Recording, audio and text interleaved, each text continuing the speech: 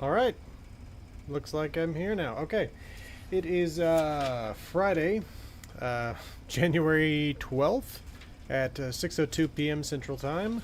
This is the Resolute Cartographer, and I've got some things to talk about here in terms of the upcoming Metro Lore video. Like I said last week, I was hoping to have it done today. Over the past week, I have changed my vision for what this video is, and so it's definitely not. Obviously, it's not out today. Hey, Lot of Mercy, good to see you. Um, and so I'm going to talk to you all about a little bit about how this has been going in terms of making this video, and then where I see this going in the future. I'll wait just a couple minutes here, but first we can just take a look at one of the maps that I think I've basically got complete here and compare it to the existing location. So this is Metro Central. It is a point here that connects the red line and the white line. You can see it here on this map. It's difficult to actually see there with this like this, so let's see if I can zoom in on it. I don't know how well you can read that, but yeah, it's right there in the middle. It's the point at the intersection between red and white. And so it's a station with actually 4 different levels in it. And so I'm going to show you exactly what I do in order to actually hold up, because last week I had a problem with the comments where I didn't see anything past the first 2, so I'm going to open this up on my phone, and that way I will know whether or not there's any issues here. Nope. Okay. I probably don't need God mode turned on, but I have it just in case something kills me, because I prefer not to go back to where I was. Okay, so again, I've shown you just a little bit of what this place looks like here. Let's go ahead and look at the map that I've drawn up for it, which is here. I think either one of these. Okay, come on. There you go. All right. And this is, yes, this is the current one as far as I know. Now, you can see here that there are actually 4 levels. We've got the top level here, the mid level here, then you have the next level down right here, and the very bottom level here. You can see the points of connection: Foggy Bottom Station, Metro Station, DuPont Central Station, and Vernon Square. Oh, and Freedom Street Station. So yeah, it actually has a lot of connections. Now you can see that I've connected the levels in terms of the stairs with these different colored lines. And then along with that, there's kind of a yellowish area. I call that the secondary area. That's not necessarily a place you have to go if you're simply using these for travel. And I've also got the main routes of travel through the station marked here in blue. Now, like I said last week, I get the very basic outline of the map from the old strategy guide, the one that was released back in '08. But let's take a look at what that looks like compared to what I've got here. So this is from the strategy guide here, and you can see by comparison what it is that we're looking at here. And so you can see, and I think the strategy guide is great. There are some issues here and there throughout it, some mistakes and stuff like that. But again, generally speaking, it's great. The only real problem with it is that it's very difficult to show this level of detail when you just have a single image. And don't get me wrong, I understand entirely why they did it the way they did it, because you're looking at 4 levels of one section, and you're trying to put 1,000 different of these, not 1,000, but hundreds of these sections into the same book. So you can't show this level of detail. So this is simply what I'm trying to do here. Now, along with that, I've tried to simplify it to where basically the boundaries of areas are marked in black. Everything else is something that you can walk. And then along with that, I've just noted the simple locations of the collectibles here. Now, I'm probably going to end up actually doing something where I mark the collectibles with a number or a letter so that it's actually obvious as to which one is which. But this is just kind of showing you what I'm doing here in terms of making these maps. And again, from that original right here, you can see that there's plenty of detail in this map that you would not be able to get from this map. For example, this level doesn't show up at all on this map. So all this stuff has to be drawn freehand, you know. And I have a tablet somewhere. I should really get better with it, but mostly I'm drawing this with a mouse and a keyboard. So anyway, okay, so I also have this image here that I put together, which is now over here for some reason. And this is kind of what I was thinking for a little while I was going to do, is basically just put all the different metro maps onto a single vertical image, something that you could put on a web page and you could scroll down through it, or even if it's just something that's linked to, and you can go through it and you can find the specific map you need. Now, I had a different thought of it though, because while this is useful, it could be made more useful. And I think the way you can make it more useful is by connecting these with maps of the districts that they connect. And in that way, you could do like you could actually have like a full map that was showing all the walkable areas of these areas, both the districts and the tunnels, and how they connect. 1 second here.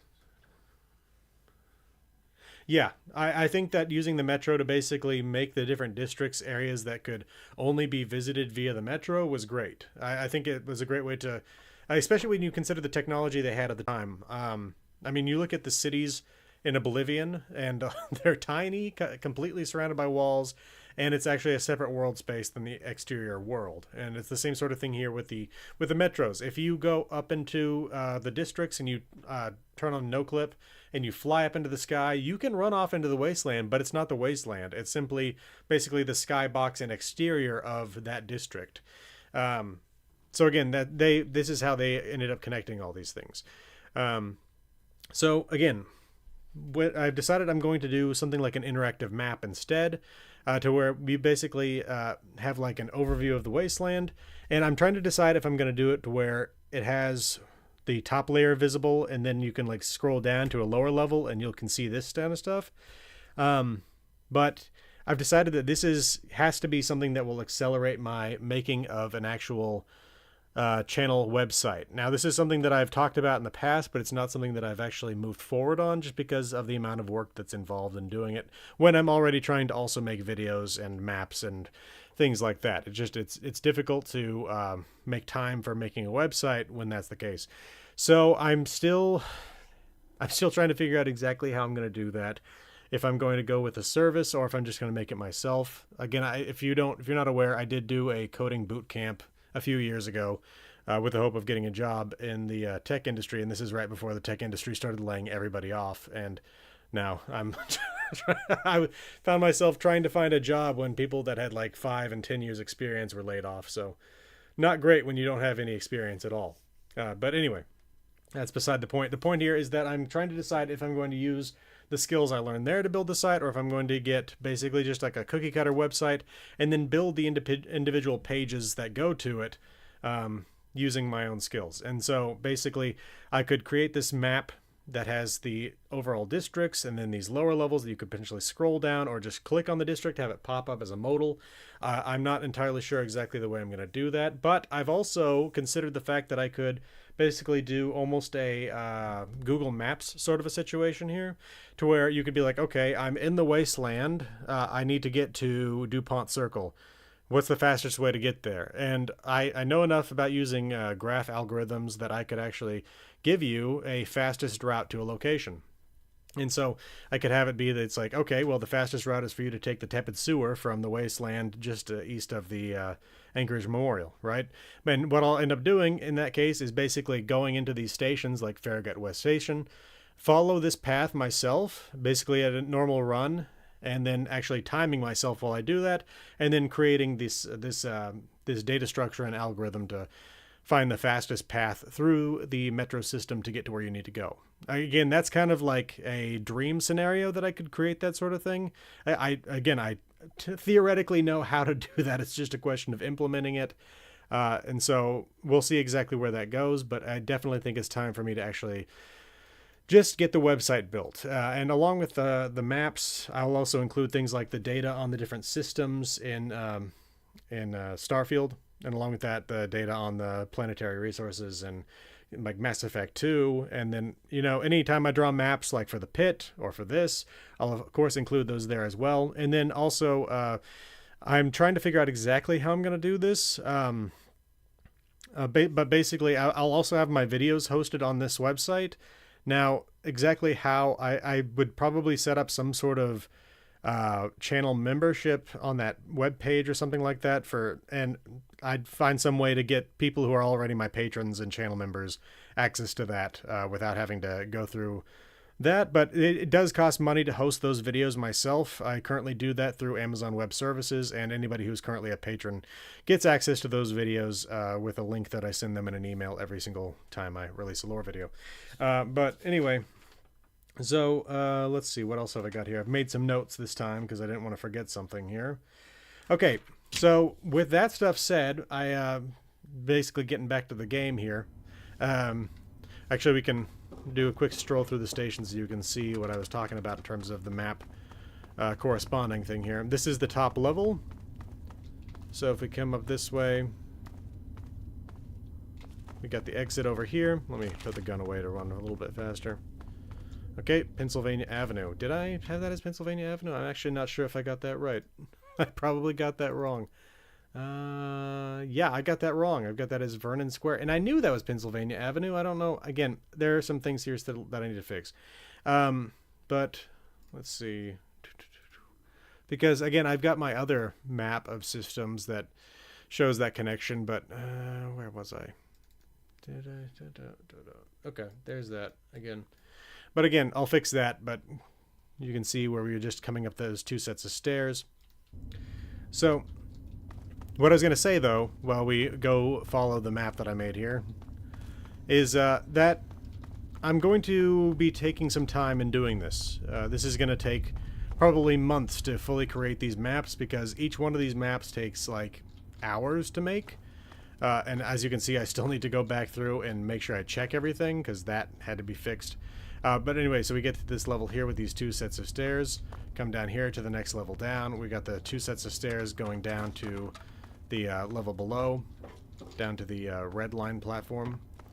And so basically what I was going to tell you, though, is that I'm going to do a lore video in the interim, because obviously if this is like I said to my patrons, this is on, or anybody who's part of the Discord, this is not something that's going on the back burner. I'm absolutely still going to be working on this every day. But at the same time, because this is going to take quite some time to get right, I need to put out additional content because I make YouTube videos. That's the main thing I do. I don't just make maps. So I was going to see what y'all were interested in, and so I've got basically three options here for basically this first interim lore video here, which would be for Fallout 3's Canterbury Commons, Fallout New Vegas's Nipton, and Fallout 4's Hallucinogen.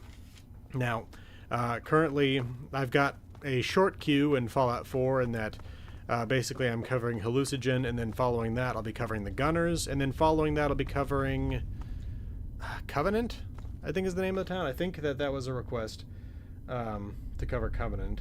And so, again, I've got a short queue there, but the main point is that I need to cover Hallucinogen before I go on to cover the Gunners, because I'm trying to get all the little offshoot Gunner sites done before I cover the Gunners as a whole, and Hallucinogen Inc. is one of their locations. But of course, I'm also going to cover its existence in Fallout 76 as well, where you can find hallucinogen gas containers here and there. Going back to the map real quick. Okay, so we are on this level now, and so if we head northeast, we should be able to get to Freedom Street Station and a short tunnel off to the north side of that. So we are now heading northeast. Again, right here. We can check out this area. Actually went into Freedom Street Station. Okay, so going back to the map. And I'm going to make sure this is something that is fully mobile accessible, because my guess would be that most people, if they do use the maps, would be using it on a secondary screen. And while I do have two monitors here, it's definitely something that not everybody has, and especially if you're doing something on your TV, like if you play the game on an Xbox or a PlayStation, you need to be able to use some other device in order to actually see the maps. So if we go southwest, we can get to Foggy Bottom Station. Oh, sounds like I've got, yep, Feral Ghoul after me. So what I'll end up doing is, and again, because this was originally going to be, basically the upcoming lore video was going to be covering the Metro, and again, I'm expanding that to both be a much more significant grouping of maps, but also to be the full guide to the system. Once I finish making those maps, I'm going to just say that I'm going to do an interim video. So again, Nipton, Hallucinogen. There's, by the way, the first collectible there, Dean's Electronics. A repair skill book. If you come down this way, though, go in here, down these stairs. There you go, Foggy Bottom Station. Nipton in Fallout 76, or sorry, Fallout New Vegas, or Canterbury Commons here in Fallout 3. Let's see. Yeah, I feel like there was. Okay, so there's a little bit here and there about the presidency in 2077 that they added in Fallout 76, but there's not really much. Let's go down again, take a look at the map. We're now here on this level, and there's really nothing to do here other than just go down to the next level. Because again, it's just this little platform here. So in Fallout 76, you can go to the Watoga Civic Center, and that is where they were holding a presidential debate, which is weird because 2077 is not a presidential election year. So I'm not sure why they would be holding the debate.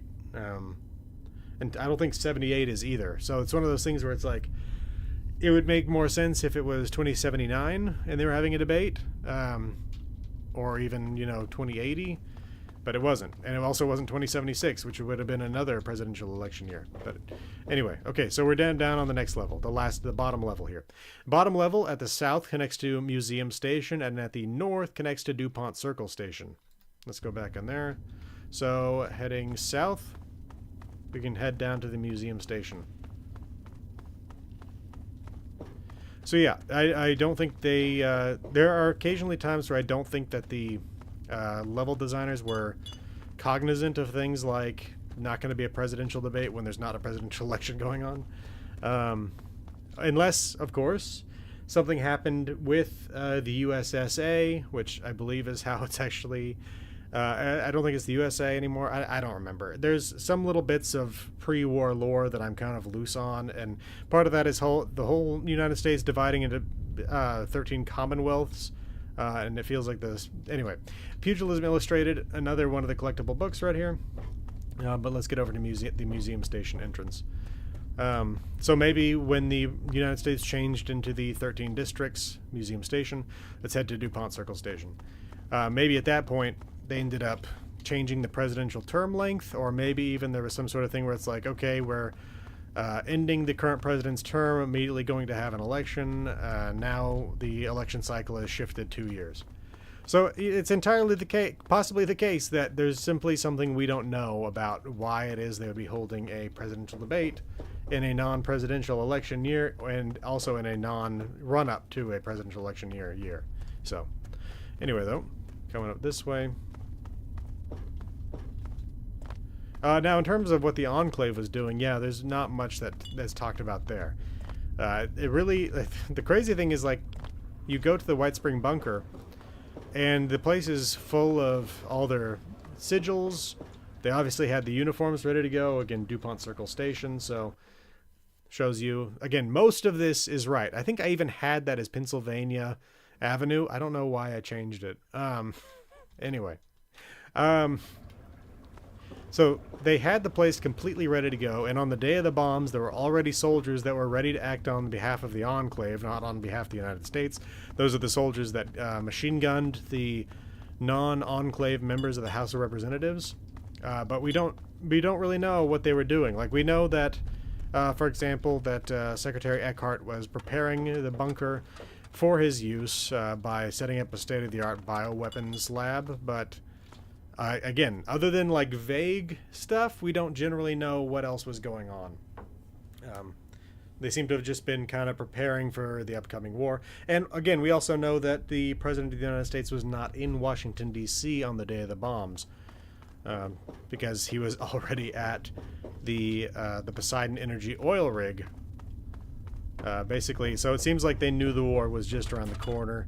Either that, or it was done as a precaution and then the war happened. So you never really know. But again, that's my understanding. That's my knowledge of basically what the Enclave and the presidency were up to in 2077. There is actually the Capitol Post. I can't remember exactly where that is.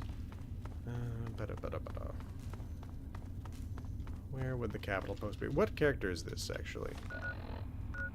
Because if they're level 14, yeah, I've probably been there. The Capitol Post has a few articles in it that I made videos of for use in other videos. And one of those talks about the state of things at the White House. Let's see, where is that? Do I have an actual direct link to it, or is it in an area? Yeah, I suppose I could cover that kind of stuff in its own video. let me see here.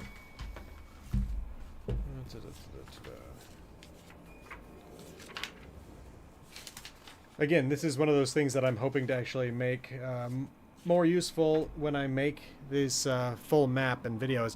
I could even have it so you can search locations and be like, Capital Post, where is it? Give me 1 second.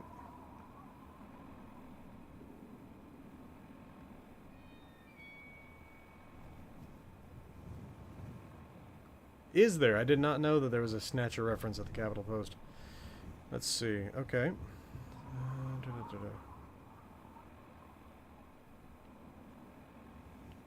I'm sure it's a building that is in a district, but it's simply one that does not have its own fast travel point. L'Enfant Plaza. Okay. I guess this character's not been to L'Enfant Plaza. Okay, so the connection points are, I think, in the mall and in the wasteland, right out here. So, let's actually check my map. Let's go to, where is it? Metro map. I think it's this one. Oh. What I was going to show is L'Enfant Plaza, right down there. Okay. Yep, there we go. Actually, I already had it up and ready to go. The irradiated metro or hazmat disposal site L5. Let's go ahead and check out the mall.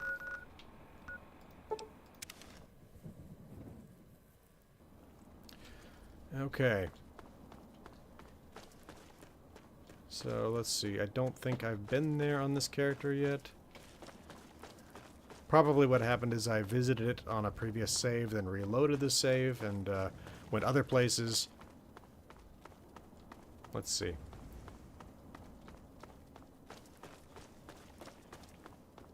What do we got here? Rad roaches.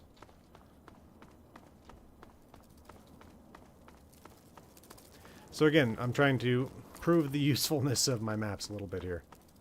Is this maybe something? It is, but not something that I'm looking for.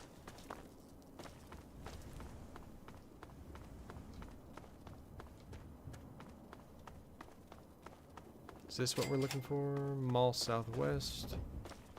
I don't think so. Oh, it is. Okay, good. There we go. And that's the other thing, is I need to make sure and I label specific stations, because just to go back to this, again, I need to label specifically what this goes to. Like, these ones are obvious. They go to specific stations, but again, this is also Pennsylvania Avenue, not Vernon Square, but that's Pennsylvania Avenue East, I think? I can't remember. Regardless, I need to actually label what specific stations they are.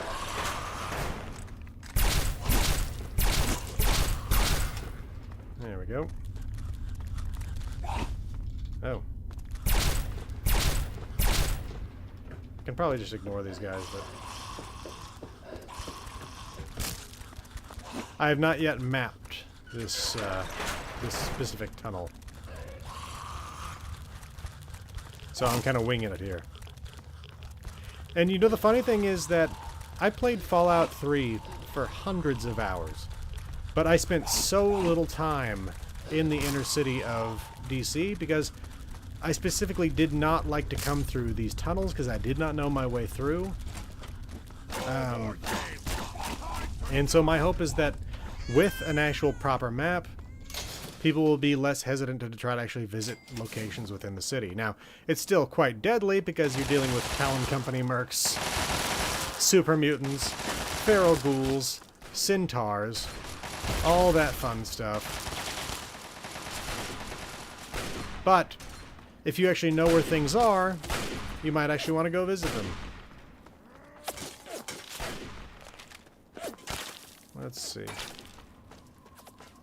I think that's it over there.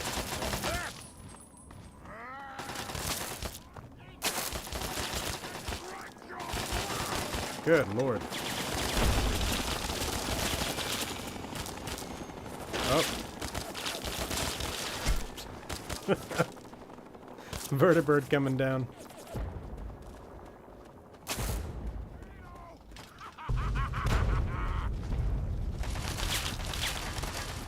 Okay, where's the front door? Or is it this? Thought it was, but it doesn't seem to be. Again, haven't done any mapping of this district yet. Just know that it's here in this district. This is another metro station, but we may as well get it. L'Enfant South. Oh, is it? There it is. Just doesn't have a fast travel point. So it was the right building. Okay, we're looking for... not that, because that's a trap. That's such an insidious trap, because so many times I just want to click on a computer. Here we go. This might be it. Capitol Post, top stories, January 11th, 2077. Yep. Food riots rile feds. By Walter Street Beat Monroe, Capitol Post staff writer. It would appear that Washington's tolerance for American social disorder has finally reached its breaking point. In a recent public statement, White House spokesman Warren Eccleston said, "Okay, Americans are hungry, we get it. Well, I've got good news for you. Things are as tough over here, people. The president himself has been forced to substitute cube steak for his nightly prime rib, and the only wine available is a detestable Chateau Montrose 2043. But does he whine? Does he take to the streets like a rabid red? So please, good people, please, wait in line, get your food, and then go home. We're Americans. We do not solve our problems with violence." So, again, a little bit more of a mention here of the president and also of the food riots that were going on at the time. Apparently, Siri is upset that I'm talking. Okay, so the strange thing about the food riots has always been to me that despite the fact that there's talk of there being food riots and food shortages and things like that, even now, years after the end of the war, you can still find pre-war food lying around. It's one of those things where it doesn't seem all that realistic. Like, it feels like if anybody was still, was really starving back before the war, that food would have, either been as rare as it is now in 2077, or sorry, 2277, or that basically, and that the food should effectively just be gone by this point. Any pre-war food. Like, maybe you should be able to find some occasional caches in places, places that have been closed down since the war, places that people didn't know about, really. But generally speaking, like, the pre-war food should be far rarer than it even is. And that's not to say that pre-war food is all that common. It's just, in my mind, more common than it should be.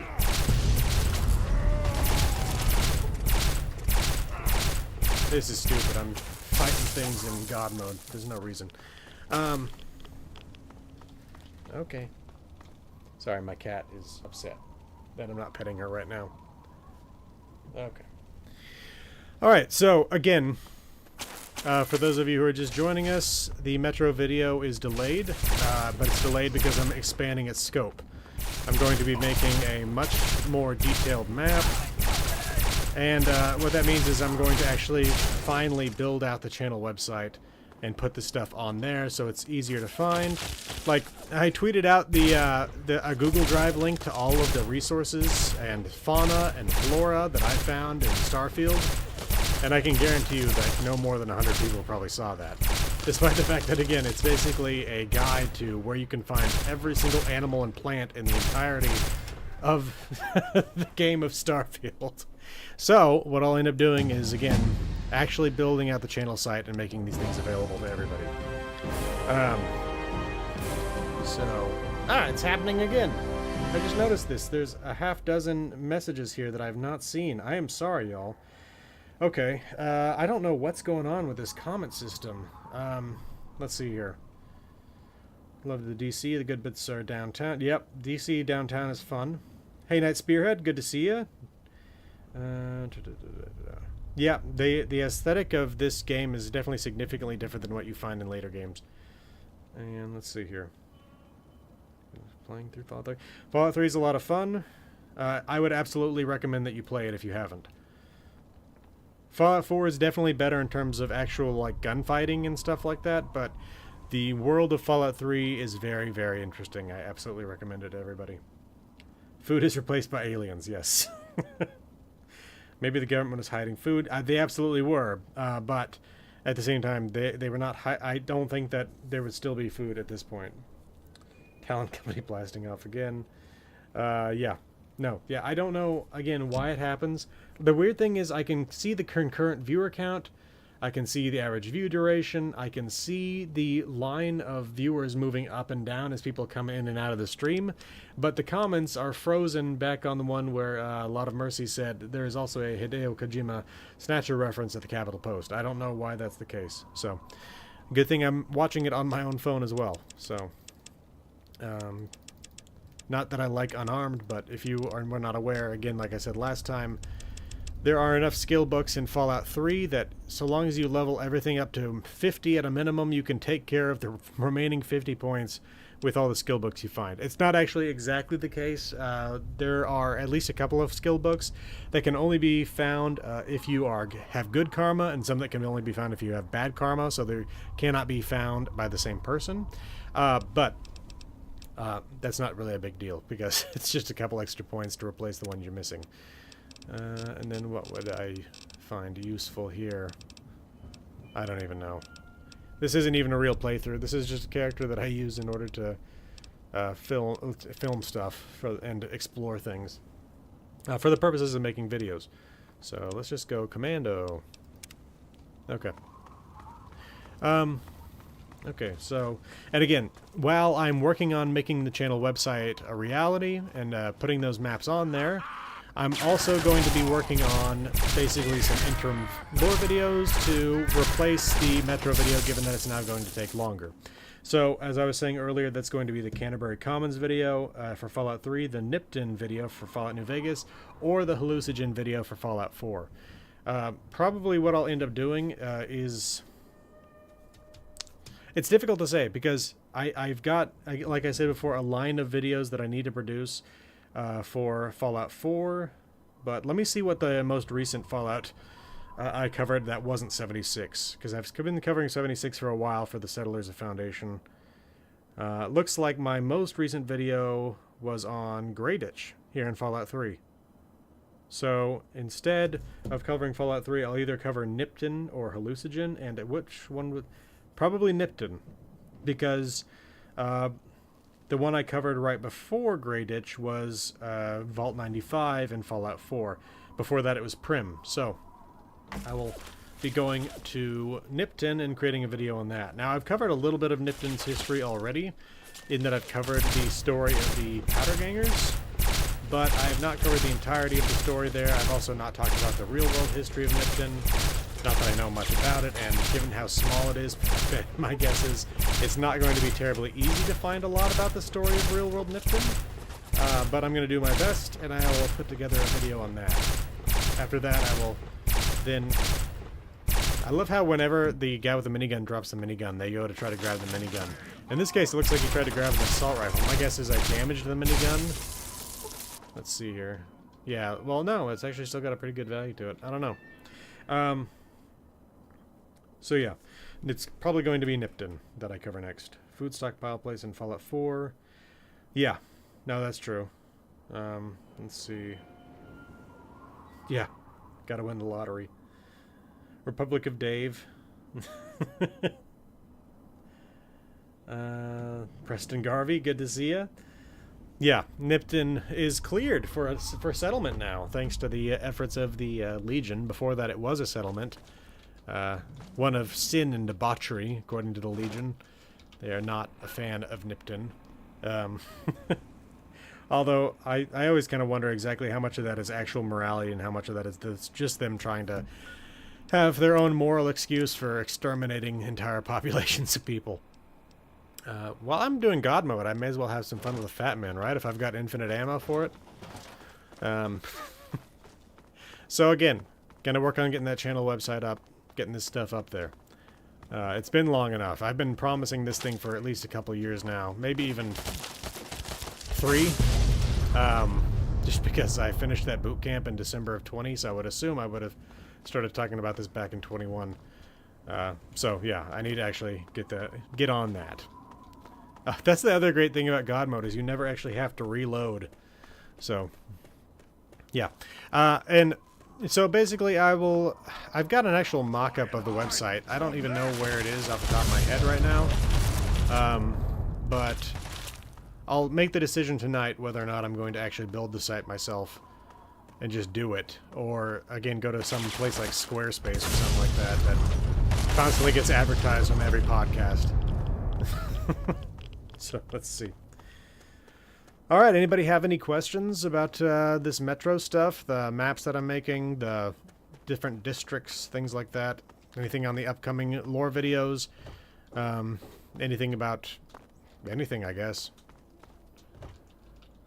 I saw there's a big update coming for Starfield that should fix some stuff. I'm looking forward to that, because honestly, the updates to Starfield have been really piecemeal. Like, it's been like, hey, we fixed this one bug. It's like, that's great. But, I mean, I don't know. And it's one of those things, too, where it's like, if it's not a bug I ever experienced, then I'm always just like, oh, okay, well, great. More so, my biggest thing with Starfield is I want the settlement system, or the outpost system, operating properly. And by operating properly, I mean that I want the actual flow of resources to work. So I want resources to move from container to container without me having to move them myself. And sometimes it works. Basically, if you put resources in a container and you set up a link from one container to another, it will automatically move those resources from that container to the other container. But if you then put more resources in that same container where you just put the link, no additional movement. That's not how that's supposed to work. Let's see here. Oh, Night Spearhead, thank you so much. I really appreciate it so much. Let's see. Have you ever... would I ever cover Cyberpunk 2077? I might. It depends on... So, basically right now I'm covering Fallout and Starfield. And I have a lot of videos to go in Starfield, obviously. But at the same time, and this isn't something that really influences me a huge amount, but, like, nobody is watching Starfield videos. And I don't know exactly why. I don't know if it's because people just want to experience the content for themselves, or if it's because all the bad press the game has been getting. But if I can go ahead and actually show you here. Let's see. Let me pull up my channel content here. Okay. All right. So you can see here the videos that I've produced, and man, I need to get more out here. Hey, look at that. The chat finally just updated. Yeah, I read Mantis's comment on that the other day. Okay. The Singing Tree. This is my most recent Starfield lore video. 148 views. Now, I'll grant you, this is covering a side quest that's not terribly exciting, but it does provide a lot of insight into the background of things like New Atlantis and the ecology of the settled systems and things like that. So it's still an interesting topic, at least in my mind. Before that, 359 views. And the lore video before that, 951. The lore video before that, 1,048. Before that, 1,231. Before that, 2,578. So you can see, as I go further back, the view count keeps getting higher.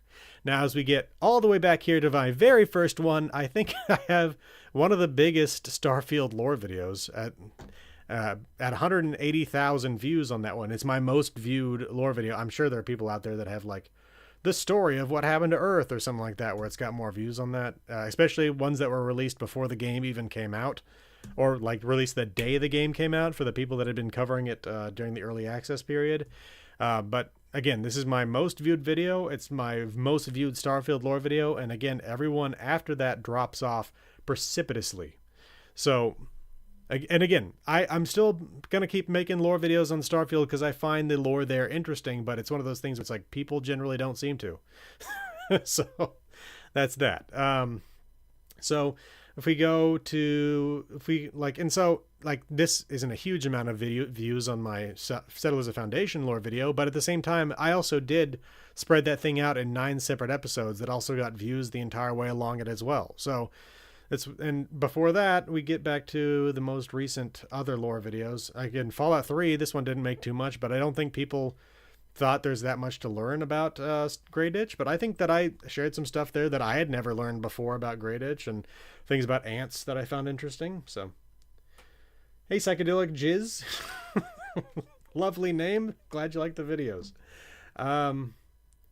Yeah, and it could easily be the case that it just takes people time to get around to watching stuff about Starfield, because either they're playing it currently themselves and they don't want the content spoiled, or, you know, it'll be the case that they'll release the first DLC content for it and people will come back to see what's going on there. So anyway, we'll see on that. But anyway, there. Let's go back into here. So, yeah, and I will say this about Starfield. Here's my full view on Starfield here. It's not perfect. Absolutely not. Like I said, I have severe problems, especially with the outpost system and the way the resources flow there. But I think that it's gotten way worse a rap than it deserves. And I simply don't know if it's the case that people had these weird expectations about it, but I got out of Starfield what I was expecting. I got a Bethesda game set in space where I'm exploring. Basically, what I saw in the previews was No Man's Sky done Bethesda style, and I liked it. I also think that most of the quests are done very well. There are some serious quest bugs, like I've talked about before. Hey, Christian Healy, good to see you. Welcome to the stream. There are some serious bugs in the quest lines. I will not deny that. I even tweeted out at least twice when I had to use console commands to advance quests in Starfield in order to actually get to the next level. And that's not acceptable, especially not in a game that's, you know, spent as much time in development as Starfield did. But with all that being said, I got what I was looking for out of it, other than, again, the bugs here and there. And I had a very good time with it. I think that there's a lot of people out there that really like to rag on Bethesda, especially since the since the botched launch of Fallout 76, when it launched with as many bugs as it did in a clearly not finished state. Yeah, and so in terms of the emptiness, like, so here's my other biggest issue with Starfield. When you explore all the systems like I did, when you land on literally every planet like I did and scan every piece of fauna and flora on these planets, you see the same repeated procedurally generated locations. And I get it. I also am not a fan of the fact that they only seem to have like 40 locations that they repeatedly loaded in. And I think it would have been better if they had done twice that. And maybe that would have been enough. But generally, I was accepting of the emptiness of it because that's exactly what I'm expecting of space. But more so, the issue that I had with the way they did designing outposts and settlements and stuff like that is that New Atlantis and Aquila City should be both larger, and they should have basically sprawling infrastructure around them. It should be the case that when you go to New Atlantis, you find that the entire area is surrounded by farms. There's no reason it wouldn't be. It's a verdant world with perfect growing conditions for all kinds of crops. There should absolutely be all kinds of farms surrounding New Atlantis, especially when you look at the Colony War, and there should be, with the number of soldiers that seem to have died in this war, with the amount of fighting that took place, it seems like millions of people died, but I would be surprised if there was more than 1,000 NPCs in the game. So that is my main level of concern. And it's one of those things where it's like, in a lot of games, I am fully accepting of that kind of thing. But in like a game like Starfield, where it's set in an entire galaxy, and so here's my point. I get it when you don't have enough farms in a map to feed a population, because if you do that, you're going to make a very boring map. But when you're dealing with an entire galaxy side, not a galaxy, obviously, a small sector of the galaxy, but still something like 1,500 planets, there should be absolutely more farmland, more factories, more population centers and stuff like that. And even if it's stuff where there's not a whole lot of interesting stuff going on there, and it's just basically like nameless NPCs or randomly generated NPC names, they're just walking around doing their business and stuff like that. That should be the case. Recommend getting a person into Fallout 76. Well, you can tell them that the game is significantly better than when it launched. I feel like everybody knows it has NPCs in it now. It's a lot of fun to play with other people, but if you want to, you can also play it by yourself. Actually, can you if you don't pay for it? I don't know if you can if you don't pay for it. I think, well, okay, I'll say this. You don't have to be in a group to work with other people. If you want to play completely solo, yes, you do have to pay a little bit extra, but I do that because I need that for filming. Yeah, Fallout and Elder Scrolls should also be more populated, especially Elder Scrolls. But for me, that's not really the it's not really as big a problem because if you're looking at like a map the size of Skyrim, if you actually had the population in it that probably is canonically supposed to be there, it would not fit in the map that they created. Yeah, see, you can play 76 solo even on the open game server. So if that's what you're looking to do, you can absolutely do that, or you can work with other people. Lone wolf, solo wolf, either way. Let's go find some more people to kill with this fat man with infinite ammo. Let's see here. Along with that, 76 has excellent lore in it, so I would absolutely recommend it if you're into Fallout lore. It expands it. Hey! Talon Company. Oh, that reminds me. Okay, I had more comments here. One further up. Where was it? Binjin006, looking forward to Folon. F-O-L-O-N. I'm not sure what that is. I apologize if that's something that I've missed there. Let's see.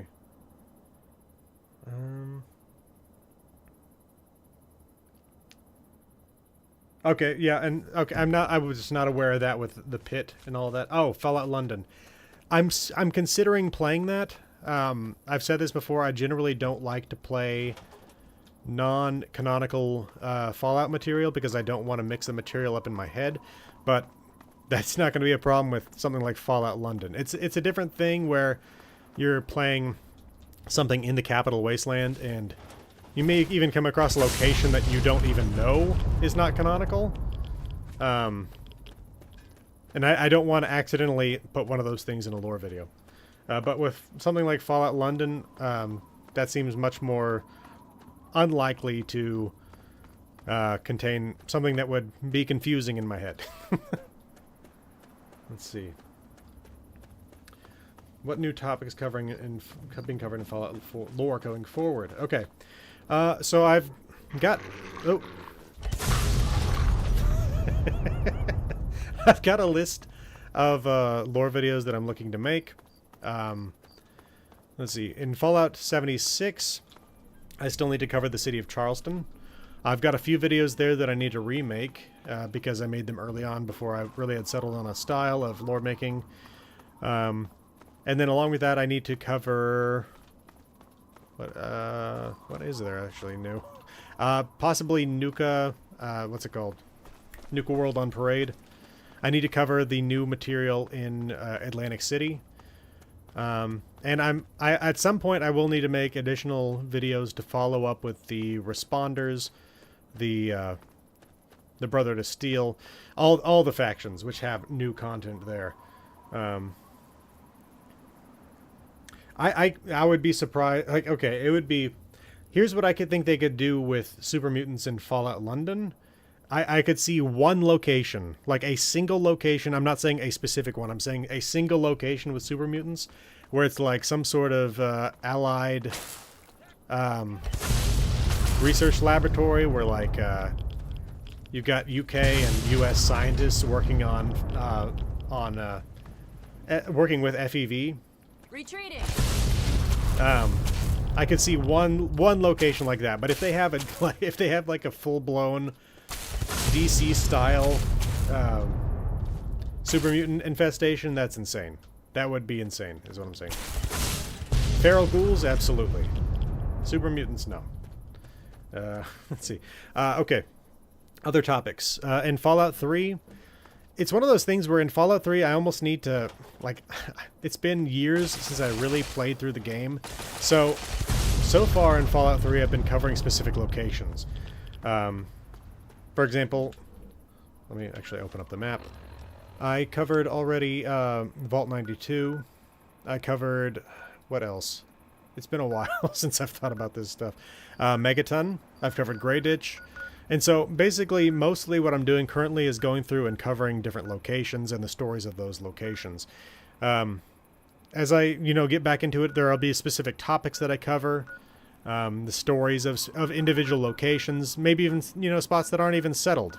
But in locations that have interesting stories in them, nonetheless. Okay. I'll see if you if I'm still back, if I'm still on when you get back, Nightspeed. But okay, so and that's Fallout 3. Again, is I'm covering individual locations. As I come across other things, I'll cover them as well. I cannot remember the name of it off the top of my head. There's a corporation, I think it's on this side of the river, where it's clear that they were like gearing up to fight the American government if the American government came in and investigated them. Crazy stuff there. I would definitely want to cover that. Things like Underworld need to be covered and stuff like that. Throw hot tea at people in Fallout London. You know, that's not that all that out there when you really consider the fact. Welcome, Chicken Warrior. By the way, I don't think I've seen you there before. LOB Enterprises is right. Yes. When you consider that there's the squirt gun in Nuka World that you can use to fire at people, it's not that crazy to think that they could come up with like a hot tea gun or something like that. But again, so that's Fallout 3. Fallout New Vegas, I'm also currently covering individual outposts, but I've also covered the entirety of the Powder Gangers because I covered the Powder Ganger locations and I felt it was ready to cover the actual organization itself. So I'm basically following the course of the main character to where I've covered Goodsprings, I've covered Prim, and next up I'm going to be covering Nipton, but along with that I've covered Vault 11 and the NCRCF, and again the Powder Gangers as a whole. So once I cover Nipton, then I'll be going around to Novac and we'll be moving up from there. So that's the way I'm covering Fallout New Vegas. Fallout 3 it absolutely has a way you're supposed to go in the game, but it's much less guided than Fallout New Vegas. Fallout New Vegas, it's like, okay, well, yeah, you could head north if you really want to die from Cazador attacks or being killed by Deathclaws, but you could always just follow the path that we set for you by heading south and then around and following the safe route up to New Vegas. And that's basically, again, what I'm doing with New Vegas's videos. But Fallout 3, yeah, it tells you basically you're looking for your father, but at the same time, as soon as you emerge from Vault 101 and basically you leave Megaton behind, it's like, well, I could go down to downtown DC, or I could basically explore at least the safe areas here, you know, in this general area here, or I could even go to the crazier areas like up here. But again, that would be like going to Old Olney is like going to Metro Junction in Fallout New Vegas. It's not a place you want to go unless you're going there for a specific reason, like to get that power armor suit there that has the Half-Life 2 style morphine administered thing whenever you get hurt. Auto-inject stim packs. Germantown is an interesting location that I'll need to cover. I mean, you've got some interesting stuff there in terms of how things were holding up immediately after the war. You can occasionally also find these little spots where they were trying to mark off where there's heavy fallout and stuff like that. One thing that I'll mention here that'll also come out in the actual Metro lore video is this is interesting to me. The fact that there are signs here that say keep out by order of the DC Transit Authority. This implies to me, because the entire metro system is basically ruined. There are absolutely tunnels you can go through to get from place to place under the city, but the tunnels are not traversable in any real sense. So was this stuff put on here immediately after the war by like an actual extant city government here that managed to survive for like a month or two after the bombs until it really just completely fell apart? Because we know that the what are they called? The settlers that eventually landed in Foundation, they did move on from DC to go eventually up to the pit. DC MTA isn't Metro 2033. Yeah. But so it's like, so did the city government exist long enough to basically put up these warning signs and stuff? Or was this maybe something beforehand? Was maybe the Metro in really bad shape? I can't imagine that would be the case. I mean, it's possible, but my guess is that this is a sign that there actually was something of a city government here in DC for at least a short time after the bombs. This interesting little stuff like that you can take from, you know, just individual signs can actually tell a full story when you look at that kind of thing. Let's see, what else? Other settlements that need to be covered here, obviously things like Big Town, and I'll probably cover that and Little Lamplight at the same time, because they're interconnected. I still need to cover Arafu, which is there. And I will probably also cover the Moresti train station and the family at the same time. I've basically covered the story of Agatha in that I covered the story of Vault 92, so I don't need to cover that again. Paradise Falls obviously will have to have its own lore video about it. God, I dread that one, honestly. I don't know about y'all, but I hate doing immoral things even in video games, to where, like, the thought of actually having to go to work for these guys and taking that mesmatron and capturing slaves, it feels bad. Fallout, pre-war Fallout lore is the best. You and a couple other Fallout content creators kind of checking the mantle. Okay, yeah. I don't know how many people have heard this before, but I did used to watch Oxhorn. I stopped watching his stuff when I started making my own lore videos because I didn't want to end up accidentally making his opinions on things my own. But yeah, I know that I think he's covering Fallout 4 right now. I think that was the last thing I saw from him. Again, I haven't actually watched any of them, but I think that I saw that he was covering that. Roddy Peeper? Or sorry, Roddy Peeper is the version of what they call Willie in The Simpsons in that episode where they're making fun of media. That's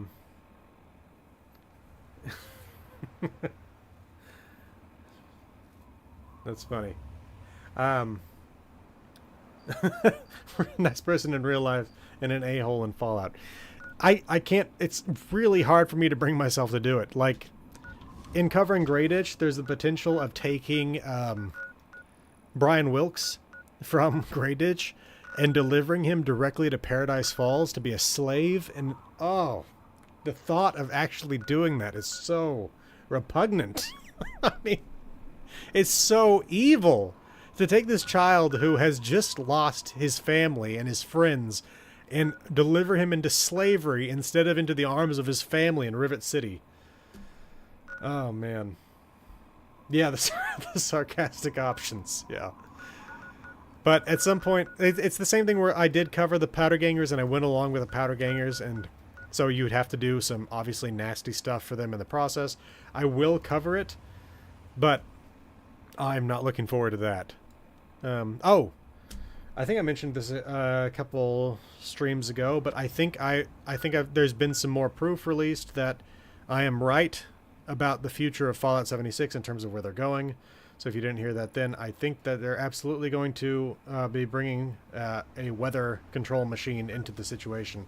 Now, obviously, there already is a weather control machine at the Atlas Observatory, now known as Fort Atlas, but it's been basically decommissioned, and one of my great displeasures with the arrival of the Brotherhood of Steel was Scribe Odessa Valdez saying that, oh yeah, this thing's too damaged for us to really, keep using it.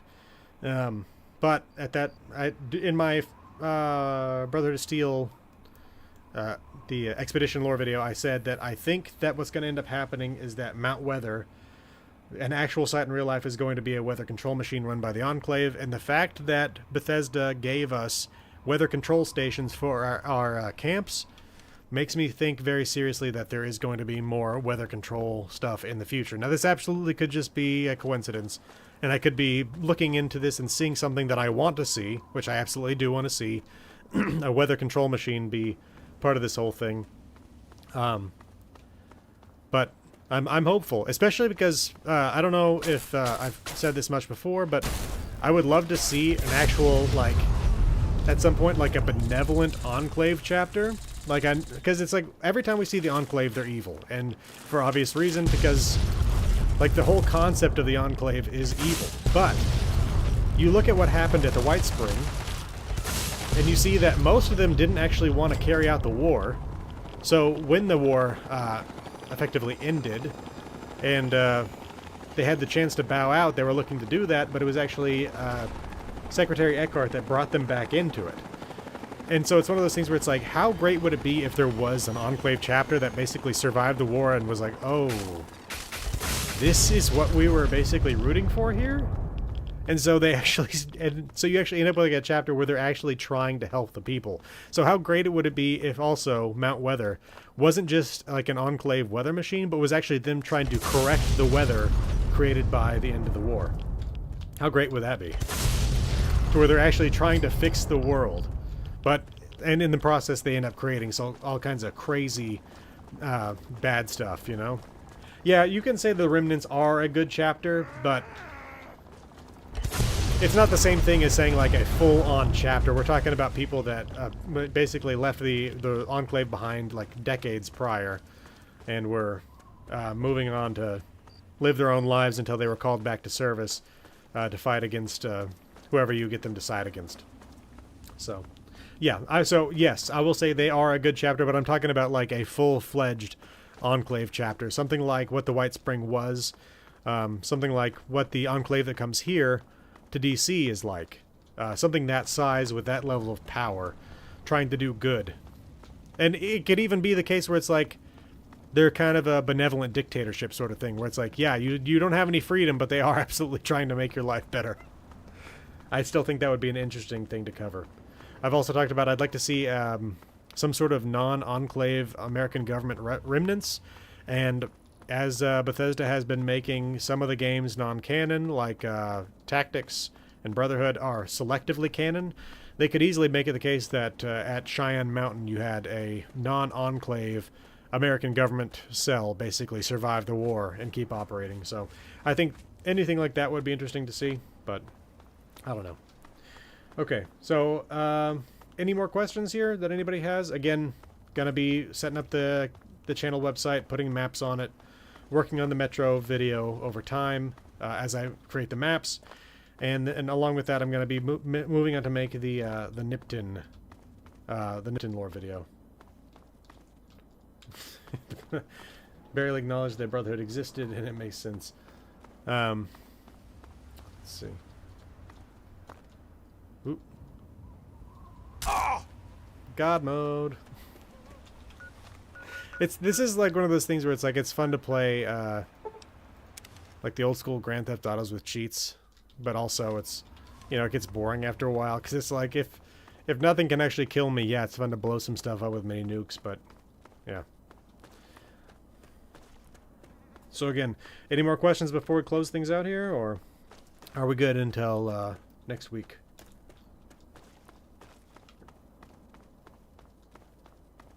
If you all haven't played Lethal Company, I absolutely recommend it. It is really fun to play with friends, and it is absolutely terrifying at times. Or maybe it's just me, but having this little ghost girl suddenly appear and only you can see her and she tries to chase you and stuff like that, terrifying. Being eaten by a giant on a distant world, terrifying.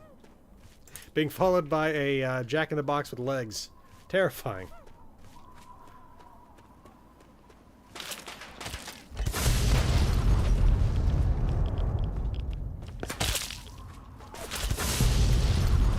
Oh, you survived. Alright, well, I'll close things out for now. Again, over the coming weeks, I'm going to be working on the channel website. I'm also going to be trying to make a map a day at least. Even with that, we're still looking at least at like 3 weeks before the maps are drawn up. Maybe more. And yeah, definitely more, actually. There's definitely more than 21 maps. And along with that, I'm going to be working on the Nipton lore video. So I got 3 things coming up. So, other than that, I will see you all next Friday, and hopefully I will have... I'm going to hope to have the Nipton lore video out by then, because I don't want to wait any longer to put out another lore video in January. I want to put out at least 2 in January, so hopefully next Friday, and again before the end of the month. So, alright. With that said, again, thank you to Knight Spearhead for his donation. Any donations, any Patreon revenue, any money that comes in from channel memberships will go towards buying me a better computer to make better videos. So, other than that, I will just say see you all next week. Have a great weekend, y'all.